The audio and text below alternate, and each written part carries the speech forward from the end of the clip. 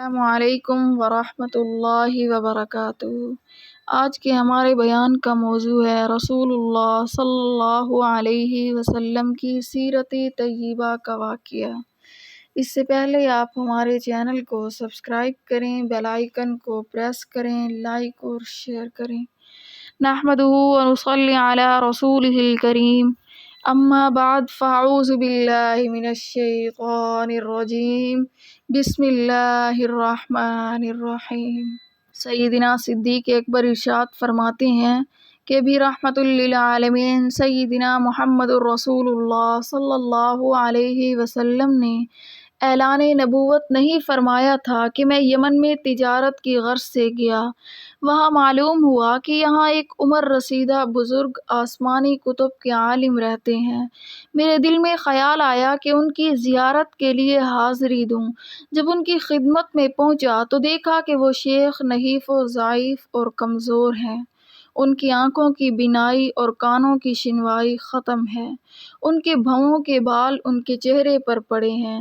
سیدنا صدیق اکبر فرماتے ہیں میں نے قریب جا کر بلند آواز سے سلام کیا۔ انہوں نے میرے سلام کا جواب دے کر پوچھا تم کون ہو؟ میں نے بتایا مکہ المکرمہ سے آیا ہوں۔ پوچھا کیا نام ہے؟ میں نے بتایا عبداللہ۔ انہوں نے کہا باپ کا کیا نام ہے؟ میں نے بتایا ابو قحافہ عثمان بن عامر۔ انہوں نے اپنی آنکھوں سے بال ہٹا کر مجھے قریب کر کے غور سے دیکھا اور فرمایا کیا تم ابو بکر ہو جو بنو تمیم کے قبیلے سے ہے؟ سیدنا صدیق اکبر فرماتے ہیں میں نے عرض کی جی ہاں میں وہی ہوں۔ پھر انہوں نے کہا کہ اگر عیب محسوس نہ کرو تو پیٹ سے کپڑا ہٹاؤ، ناف کے اوپر ایک سیاہ تل کا نشان ہے، میں وہ دیکھنا چاہتا ہوں۔ سیدنا صدیق اکبر فرماتے ہیں انہوں نے تل دیکھا اور فرط محبت سے ان کی آنکھوں میں آنسو آ گئے اور فرمایا الحمدللہ۔ حضرت صدیق اکبر فرماتے ہیں میں نے عرض کی شیخ میں آپ کی زیارت کے لیے آیا ہوں اور آپ مجھے دیکھ کر بےتاب ہو رہے ہیں، یہ کیا سبب ہے؟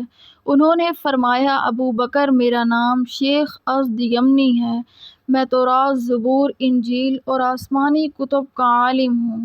میری اس وقت 390 سال عمر ہے۔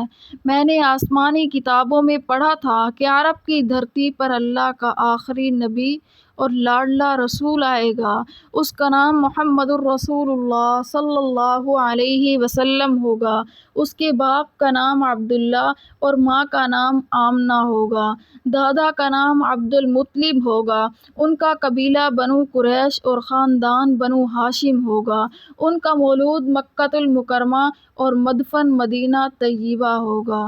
شیخ ازد یمنی نے پھر کہا اے ابو بکر ان آسمانی کتابوں میں یہ بھی لکھا ہوا ہے کہ سب سے پہلے جو شخص اس آخری نبی پر ایمان لائے گا اس کا نام عبداللہ ہوگا، اس کے باپ کا نام ابو قحافہ عثمان بن عامر ہوگا، اس کی ماں کا نام ام الخیر سلمہ بنت صخر ہوگا، اس کی کنیت ابو بکر ہوگی، اس کے لقب صدیق و عتیق ہوں گے۔ یہ شخص اس آخری نبی محمد الرسول اللہ صلی اللہ علیہ وسلم کے ساتھ ہجرت کرے گا اور یہ شخص اس نبی کے اعلان نبوت سے پہلے یمن کی طرف تجارت کی غرض سے آئے گا۔ پھر شیخ ازد یمنی نے کہا اے ابو بکر تو گواہ ہو جا میں اس آخر الزمان نبی محمد الرسول اللہ صلی اللہ علیہ وسلم پر ایمان لا چکا ہوں، اس محبوب مصطفیٰ صلی اللہ علیہ وسلم کی نبوت پر یقین کر چکا ہوں۔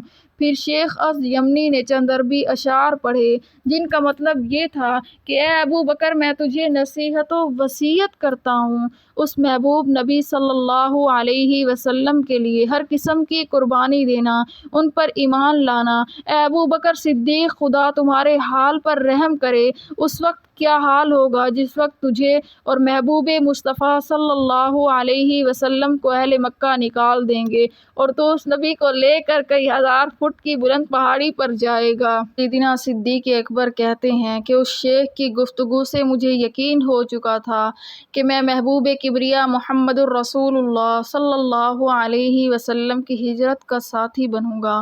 حضرت صدیق اکبر فرماتے ہیں میں جب واپس مکہ آیا تو آپ صلی اللہ علیہ وسلم کی نبوت کے چرچے شروع ہو چکے تھے۔ تمام اہل مکہ مخالف تھے۔ میں سب سے اول خدمت اقدس میں حاضر ہوا، کلمہ پڑھا، آپ صلی اللہ علیہ وسلم کی نبوت کی تصدیق کی۔ پھر میں نے پوچھا کہ اللہ کے رسول صلی اللہ علیہ وسلم اگر کوئی شخص آپ صلی اللہ علیہ وسلم کی نبوت کی دلیل طلب کرے تو میں کیا کہوں؟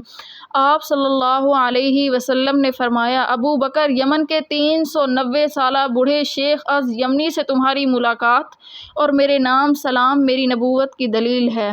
سبحان اللہ۔ سیدنا صدیق اکبر فرماتے ہیں میں نے عرض کیا اللہ کے رسول صلی اللہ علیہ